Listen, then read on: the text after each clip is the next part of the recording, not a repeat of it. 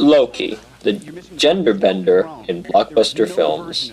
The Marvel representation of the Norse god Loki, as an alien and supervillain, is portrayed by Tom Hiddleston. Hiddleston stars as Loki in the Marvel films Thor 2011, Thor Dark World 2013, and the anticipated 2017 release of Thor Ragnarok. However, where this version of Loki, adapted from the Thor comic series, gained infamy was in the 2012 blockbuster The Avengers. Loki was not only the villain in this film, he was also in many ways the antithesis of male superhero characteristics. He is Loki, the Silver-Tongued, a sorcerer, born a runt frost giant and disguised as Asgardian by Odin. His physical embodiment alone is strikingly androgynous in contrast to the buff male superheroes. He is thin, not noticeably muscular, clad in layers of leather, and wears a golden horned helm over long, raven hair. In his frost giant form, his skin is blue and covered in runes. His eyes are glowing red. Can you wipe out that much red? Dracov's daughter? Sao Paulo? The hospital fire? Barton told me everything. Your ledger is dripping. It's gushing red, and you think saving a man no more virtuous than yourself will change anything? This is the basest sentimentality.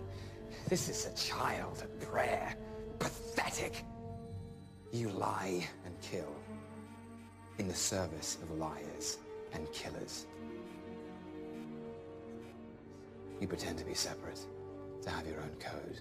Loki is in many respects a hybrid of male and female characteristics, and there is no exception to this in Turner's understanding of male and female objects in action films. According to Turner, male and female objects in action films have the following associations. Male, associated with activity, voyeurism, fetishism, and story. Female, associated with passivity, exhibitionism, masochism, and spectacle. Activity, passivity.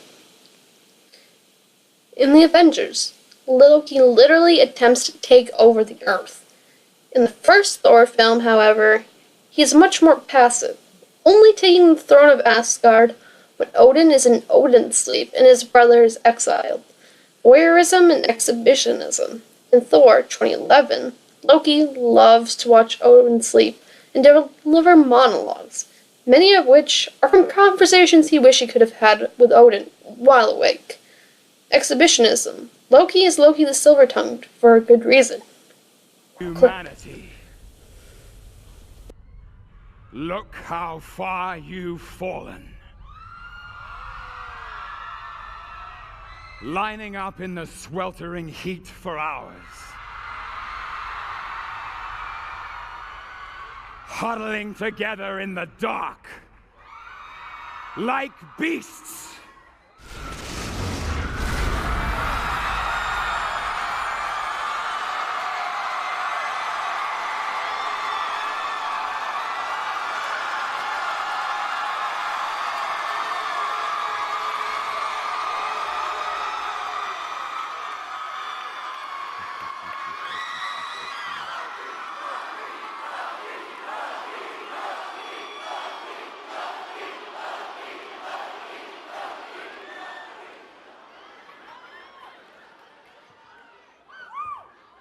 I am Loki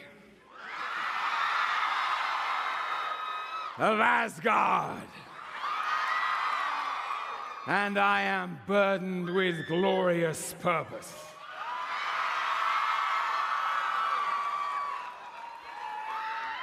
Stand back, you mewling quim.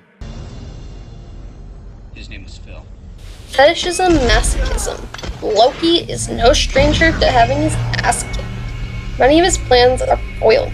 At the end of the Avengers, he's actually grabbed by the Hulk and whipped around like a wet towel. Thor also gets his fair shot at beating him up. Story spectacle. Story. Loki has a long history of being in his adopted brother's shadow. Loki also learns from Odin, the man who raised him. that there was never any chance he would be king of Asgard. Why? Because he's a frost giant. Spectacle. Invasion of New York. Loki opens up a portal in the city's skyline with his army and armored space creatures spilling out. Loki is infamous for theatric monologues, especially in Berlin, where he goes on. Tom Hiddleston is one of many young British actors taking on the world of movies and television. Like many of his counterparts, he takes roles in sci-fi and fantasy productions as the world enters a new era in nerdiness.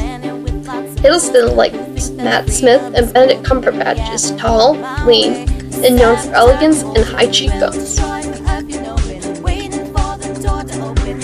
Critical response to Loki saw a number of women across the internet utterly charmed by the mass-murdering frost giant.